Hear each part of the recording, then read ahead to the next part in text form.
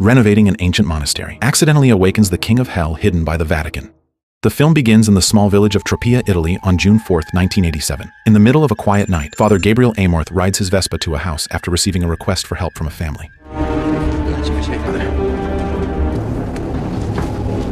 Their son is believed to be possessed by an evil spirit because he has recently been suffering violent outbursts and suddenly started speaking English, even though he has spoken only Italian his entire life. Upon arriving, Gabriel instructs the family to keep praying throughout the ritual while a pig that has been prepared beforehand is brought into the house. Once everything is ready, Gabriel enters his bedroom. He raises the St. Benedict medal and holds it directly in front of his face. In the Catholic Church, the medal is regarded as a symbol of protection against evil spirits, and it immediately provokes a reaction from the demon possessing him. Instead of beginning the exorcism right away, however, Gabriel starts talking to the evil spirit. He deliberately plays on the demon's pride, hoping it will show off the power it boasts about so confidently. Sure enough, the demon arrogantly claims that it can possess anyone, even Gabriel himself. Hearing this, Gabriel immediately challenges the demon to prove its claim by leaving his body and possessing the pig instead. Unwilling to be exposed as a liar, the demon accepts the challenge. Moments later, it leaves him and enters the pig. The instant the possession is complete, the pig is shot dead. Thanks to Gabriel's clever plan, he is finally freed from the possession and regains consciousness as if nothing had ever happened. A month later, the story shifts to a remote area in Castile, Spain. Julia arrives at an abandoned monastery with her two children, Amy and Henry. Amy, we're not in America anymore. You can't dress like that. We left everything for this. Amy, please. The old building is a family inheritance left behind by her late husband. Ever since his death a year earlier, the family's financial situation has become increasingly difficult. Hoping to earn enough money to support them, Julia decides to renovate the monastery before putting it up for sale. Upon their arrival, they are welcomed by Father Thomas Esquibel, the local priest assigned to the area. Thomas praises Julia for choosing to restore the historic building, explaining that it was once an active monastery. He also offers his condolences for the loss of her husband. During their conversation, it is revealed that Henry has been deeply traumatized ever since witnessing his father die in a tragic accident a year ago. Since that day, he has refused to speak a single word. While Julia talks with Thomas, Amy and Henry wander around exploring the monastery grounds. Unlike Henry, who seems fascinated by the place, Amy constantly complains about having to leave their life in America just to live in such an isolated location. While exploring on his own, Henry hears a loud banging sound coming from behind one of the old walls. Curious, he peeks through a crack in the stone and discovers a large stone seal that is slowly beginning to crack on its own. Not long afterward, Julia realizes Henry has disappeared and asks Amy to help look for him. Julia tries to comfort her daughter by explaining that they will only stay there temporarily. Once the renovation is complete and the monastery is sold, they will return to America.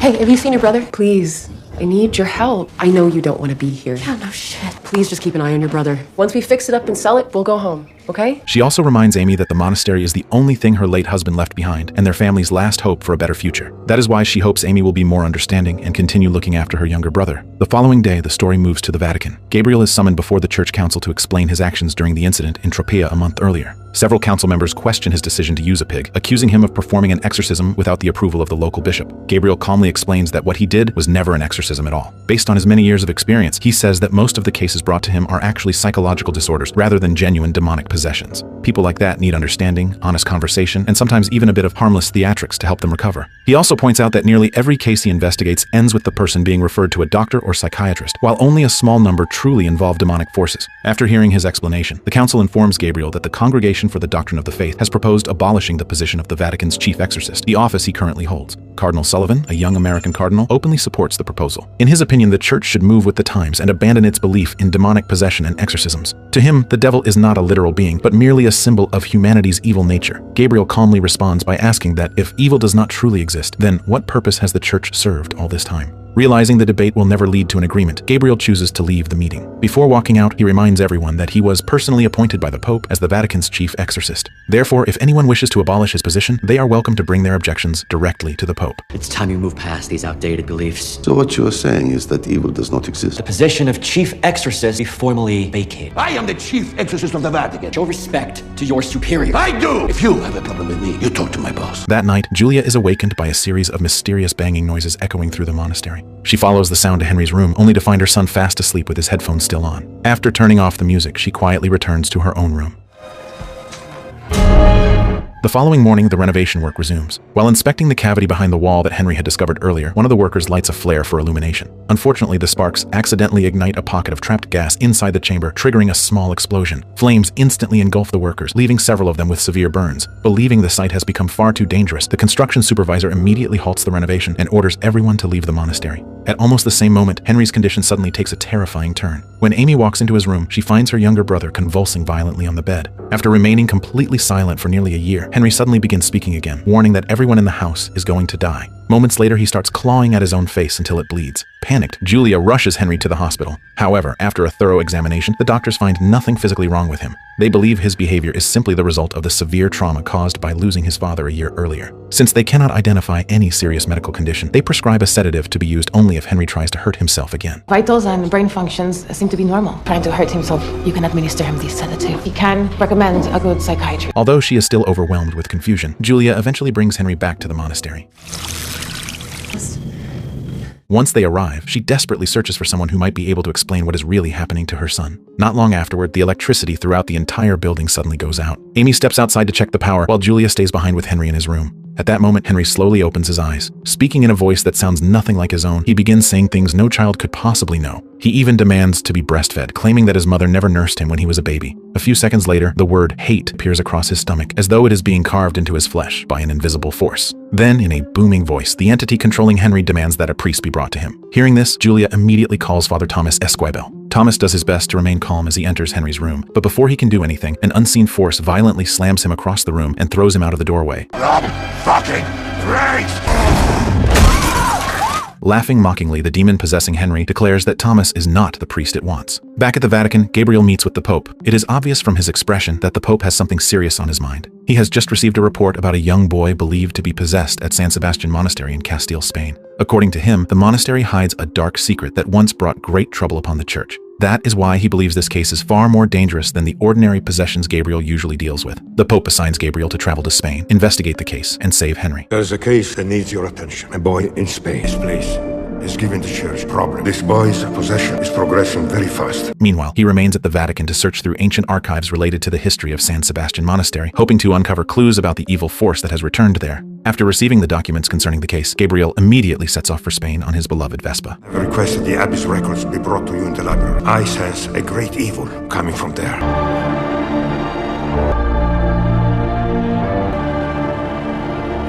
Upon arriving at San Sebastian Monastery, he is welcomed by Father Thomas, who is thrilled to finally meet the legendary exorcist whose work he has only read about in books. Thomas introduces Gabriel to Julia before leading him to the room where Henry is being kept. Gabriele, come stai?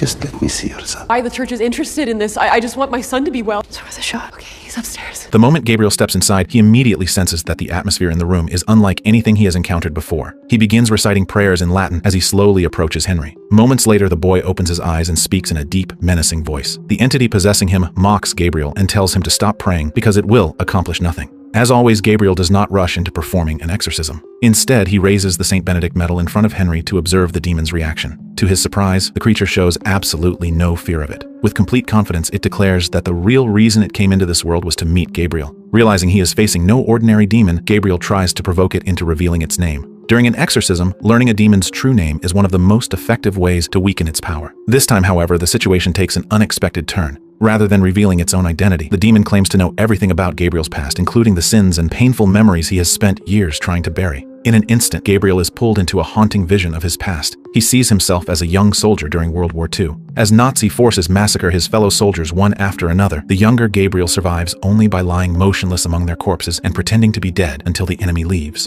Although he escaped with his life, the guilt of being the sole survivor has haunted him ever since. Gabriel finally snaps out of the vision. He is now convinced that the demon possessing Henry is unlike any he has encountered before. Not only can it read the deepest corners of a person's mind, but it also knows secrets that no one else should possibly know. After witnessing such an impossible sight, Gabriel decides to suspend the ritual for the time being and leaves the room to rethink his next move. I'll be waiting for you, Gabe.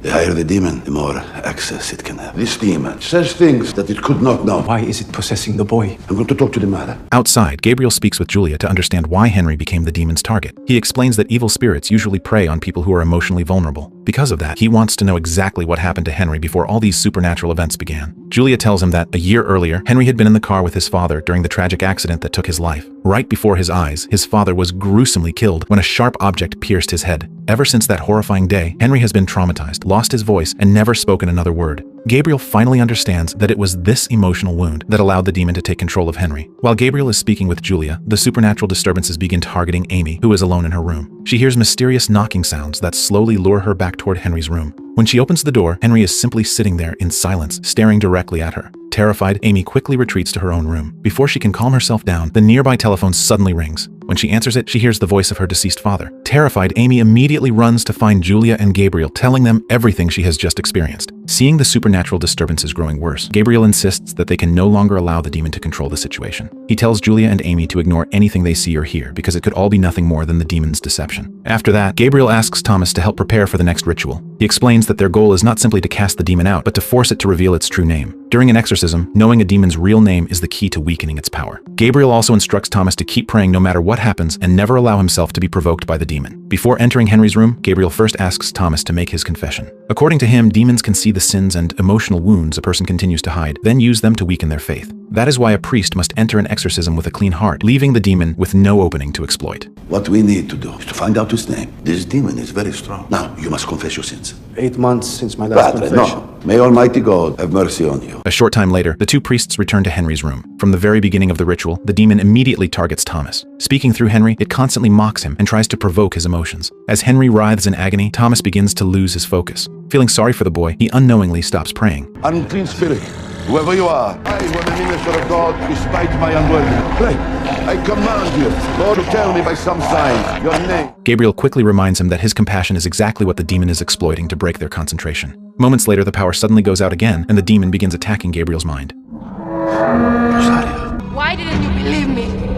The girl you let die. Her sins will seek you out. Without warning, he sees Rosaria, a young woman blaming him for her death. The vision awakens the guilt that has haunted Gabriel for years, causing him to momentarily stop praying. When the lights finally come back on, the demon shifts its attention to Thomas. In a mocking voice, it mentions the name Adela, a woman from Thomas's past. Thomas's expression instantly changes. The demon relentlessly brings up the sin he has kept buried for years until Thomas finally loses control. Overcome with rage, he lunges at Henry and begins choking him, forgetting that the boy is merely a victim of possession. Gabriel immediately pulls Thomas away before things get even worse. As they leave the room, the demon simply laughs in satisfaction. Mockingly, it tells Gabriel that he has taken the bait. Although it sounds like nothing more than another taunt, Gabriel cannot shake the feeling that the demon is hinting at something else. Outside the room, Thomas finally confesses the secret he has been carrying for years. He reveals that shortly after becoming a priest, he fell in love with a woman named Adela. She begged him to abandon his calling so they could build a life together. Thomas nearly agreed, but in the end, he walked away and left her behind. Ever since then, the guilt has continued to haunt him, and the demon has been exploiting that very weakness to attack him. Gabriel listens to Thomas's confession without judging him.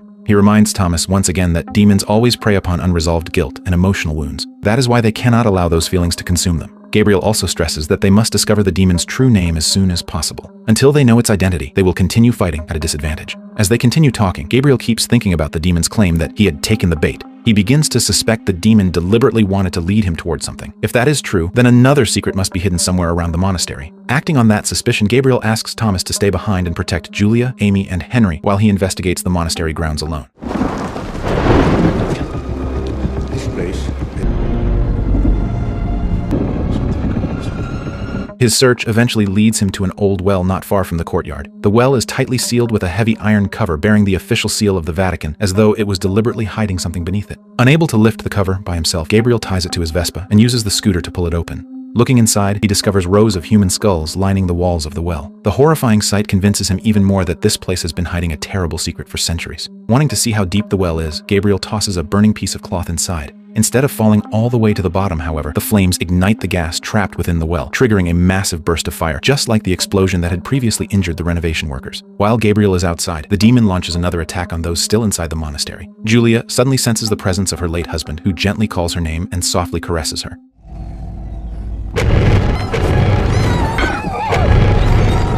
In another room, Amy is also terrorized by the supernatural force. Overcome with fear, she hides inside a closet while screaming for help.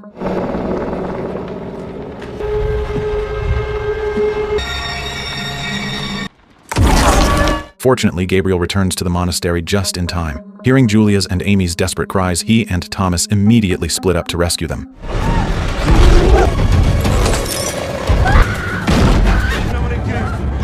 Once the situation is finally brought under control, Gabriel takes Thomas outside to show him what he has just discovered. What is this when I first arrived? There is something underneath this place. You recognize this? Yes, it's the seal of the Spanish Inquisition. Inside the old well is the emblem of the Spanish Inquisition, the church tribunal in Spain that became infamous for brutally torturing those accused of heresy. The countless human skulls lining the well convince Gabriel that San Sebastian Monastery hides a dark and horrifying past. He becomes convinced that the source of all these terrifying events is still concealed somewhere deep beneath the monastery. Together, Gabriel and Thomas return to the renovation site where the workers had previously been caught in the explosion. There, Gabriel notices the small crack in the stone wall that Henry had looked through earlier. Using a sledgehammer, he smashes away the surrounding bricks until the entire section of the wall collapses. Hidden behind it is a massive stone door that had been carefully disguised to blend in with the wall. Carved into its surface is the symbol of two crossed keys, which Gabriel immediately recognizes as the seal of the Vatican. As they move closer, they are also hit by the strong smell of sulfur mixed with natural gas. Gabriel realizes that this is the same trapped gas that caused the earlier explosion when one of the workers lit a flare. The two priests then push against the enormous stone door with all their strength until it finally swings open. Beyond it lies an ancient catacomb, an underground burial chamber once used to lay the dead to rest. Human skulls and skeletons line both sides of the passageway, while at the center of the chamber is the skeleton of a man imprisoned inside a cage like a forgotten prisoner. Gabriel notices the ring still resting on the skeleton's finger and realizes it belongs to a guardian cardinal, a high-ranking church official appointed by the Vatican as the last line of defense whenever an exorcism ended in failure. According to Gabriel, the cage was never meant to punish the cardinal. Instead, it was built to protect him while ensuring that whatever evil lay hidden beyond that place could never escape into the outside world. The ring of the cardinal protector. It looks like he is a prisoner, but he is not. Meanwhile, back at the Vatican, the Pope continues searching through ancient archives. In a Latin document written by the guardian cardinal himself, he discovers that San Sebastian Monastery was once overrun by an incredibly powerful demonic force. The document also reveals that the demon had been buried and sealed beneath the monastery to ensure it could never return to the world. At the same time, inside the catacombs, Thomas discovers an old iron gate blocking the passage to the next chamber. The gate is securely locked, making it impossible to force open. Gabriel carefully examines the guardian cardinal's skeleton and eventually discovers a key hidden inside the skeleton's abdominal cavity.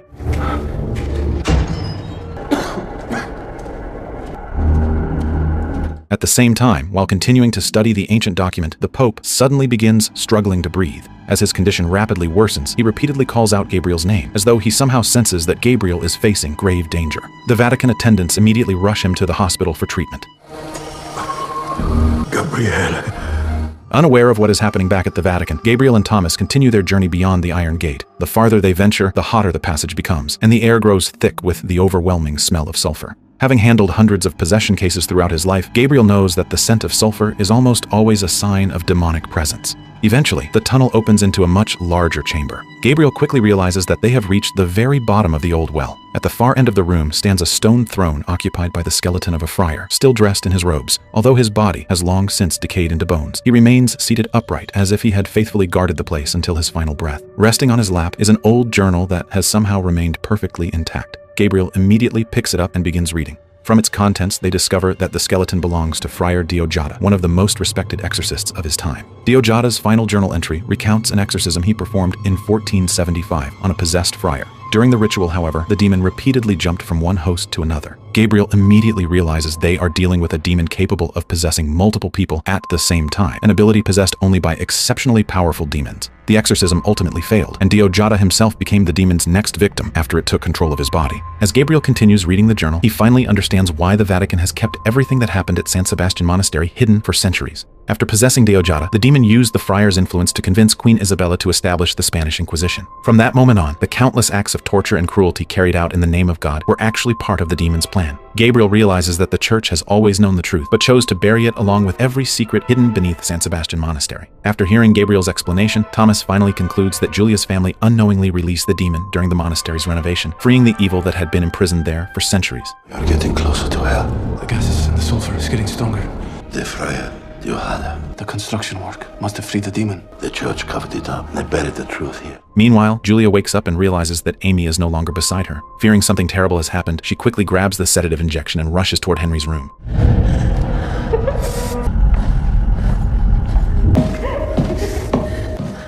Amy! Her worst fears are confirmed. Amy is sitting beside Henry. When Julia calls out to them, Amy and Henry answer at exactly the same time, speaking the very same words as though a single consciousness is controlling both of their bodies. That is when Julia realizes that Amy has also fallen under the demon's influence. She immediately tries to pull Amy away from her younger brother, but before she can reach her, an invisible force violently hurls Julia across the room. At the same time, Amy is lifted high into the air by the demon's supernatural power. Watch me, Watch me! Meanwhile, Gabriel continues turning the pages of Diojada's journal. He comes across an illustration depicting the angels who were cast out of heaven alongside their leader. On the following page, the demon's true identity is finally revealed. The creature imprisoned beneath San Sebastian Monastery is none other than Asmodeus, one of the rulers of hell with the terrifying ability to possess multiple hosts at once. The journal also reveals that Asmodeus's goal has never been simply to possess Henry. Instead, he has been searching for a Vatican exorcist whose body he could use as a new vessel, allowing him to return to the Vatican and carry out the same plan he set in motion centuries ago. At that moment, Gabriel finally understands why Asmodeus has been provoking him from the very beginning. Henry was never the true target, Gabriel himself was. As soon as Asmodeus's name is uncovered, the demon's influence over Julia and Amy immediately begins to weaken. Seizing the opportunity, Amy injects Henry with the sedative, causing the boy to finally fall asleep. Before facing the final exorcism, Gabriel decides that he must first confess the guilt that has haunted him for so many years. Gabriel then tells the story of a young woman named Rosaria, who once came to him seeking help. Rosaria claimed that a demon visited her every night, but Gabriel believed she was suffering from a mental illness and referred her to someone else for treatment. Not long afterward, Rosaria took her own life by jumping from the walls of Vatican City. I need to make confession. I want to talk to you, Rosaria. I did not help her. I did not believe her. She was not possessed. She was mentally disturbed. The mentally disturbed is not my job. So I let someone else handle her case. Do you believe me now? I did not help her when she needed it. The innocent girl. Ever since that day, Gabriel has been haunted by overwhelming guilt, and Asmodeus knows that this is his greatest weakness. After confessing everything, Gabriel asks Thomas to hear his confession and grant him absolution according to the rites of the church. Once he has received absolution, Gabriel puts on his exorcism vestments once again and reminds everyone that Asmodeus is a master deceiver. The demon will use guilt, painful memories, and the sins of the past to break their spirits. That is why nothing they see during the ritual can be trusted. A short time later, Gabriel, Thomas, Julia, and Amy return to Henry's room. We must save this child. Speaking through the boy, Asmodeus offers Gabriel another bargain. He demands that Gabriel willingly surrender his body in exchange for Julia's family's safety. Gabriel refuses without hesitation and, together with Thomas, begins reciting the prayers of the exorcism. Oh, Father, let me in, Gabriele. No amount of prayers can save Henry. Frustrated that his offer has failed, Asmodeus once again attacks their minds. Rosaria appears before Gabriel, blaming him for her death, while Thomas is haunted once more by visions of Adela. This time, however, neither of them falls for the deception. They recognize that everything they are seeing is nothing more than an illusion created by Asmodeus to shake their faith. The harder Asmodeus fights back, the louder Gabriel and Thomas pray. Without my son! Your son is yours! Never! And flee from the light of God! This is a cross of the law on every side. Resist the I beseech thee to send thy... Gradually, Henry's violently struggling body begins to relax. For the first time in a long while, the boy's real voice is heard again as he calls out to his mother. Mommy, you're hurting me. Henry, I love you. Go to him! Come back to me. You must resist. You must resist. I can't. Amy, who has remained silent the entire time, suddenly begins moving in an unnatural way. She crawls across the walls and clings to the ceiling like a spider. That is when Asmodeus reveals that Amy has been his backup vessel all along in case he failed to keep control of Henry. He then reveals his true objective. Henry and Amy were never his real targets. From the very beginning, the one he wanted was Gabriel. Once again, Asmodeus offers him a choice. If Gabriel willingly gives up his body, Julia's family will be spared. But if he refuses, every one of them will die. Gabriel firmly rejects the offer. Instantly, Asmodeus flies into a rage. He uses Amy to attack Julia while Henry, who has only just regained consciousness, falls under the demon's control once again and attacks the two priests. Within seconds, the room erupts into chaos. Thomas is choked by an unseen force until he is lifted off the floor, while Julia can do nothing but watch helplessly as both of her children are used as the demon's puppets. Don't lose faith! Give me back my... I told you, bitch! You're all gonna die! To save them all, Gabriel finally makes the hardest decision of his life. He willingly offers himself as Asmodeus' new vessel. The moment those words leave his mouth, the demon abandons Henry and Amy before entering Gabriel's body instead. Take me! Be my Peggy. Be the master you dreamed of.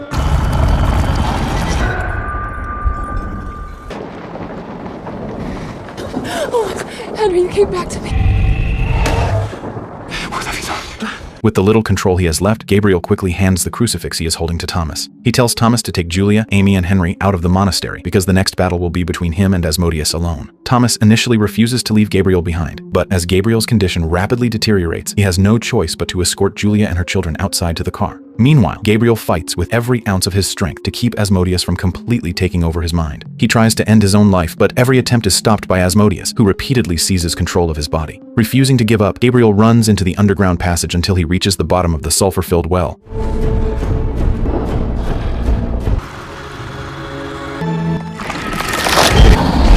At the same time, after making sure Julia, Henry, and Amy are safely outside, Thomas decides to return to the monastery. He cannot bring himself to leave Gabriel alone to face Asmodeus. After making his way through the underground passage, Thomas finally finds Gabriel sitting upon Friar Diojada's stone throne. But the voice coming from his mouth is no longer Gabriel's. It is Asmodeus speaking through him. You're too late, Thomas.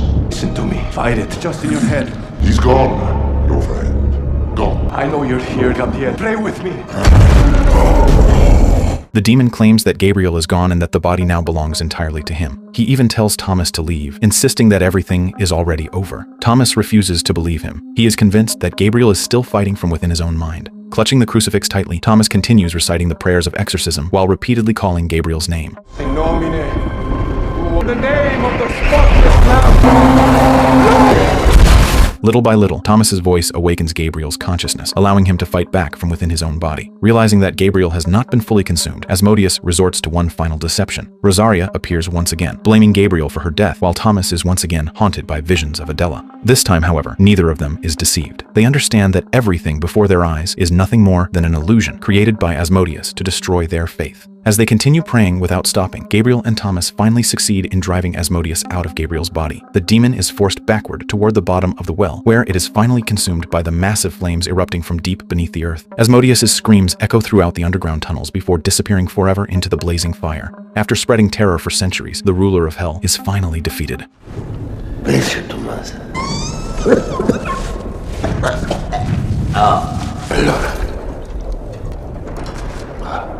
Sometime later, the Vatican purchases San Sebastian Monastery from Julia's family to ensure that every secret hidden beneath it remains protected. Julia, Amy, and Henry eventually return to the United States, while Henry makes a full recovery and is finally freed from Asmodeus's influence. The journal left behind by Friar Diojada, discovered beneath the monastery, is later studied by the Vatican. From its pages, they uncover clues pointing to several other locations believed to harbor powerful demonic forces. After the Pope recovers from his illness, Gabriel is summoned back to the Vatican. He is assigned to continue investigating the locations mentioned in Diojada's journal. This time, however, Gabriel will not be fighting alone. Father Thomas Esquivel, having proven both his courage and unwavering faith, officially becomes Gabriel's partner in future exorcisms.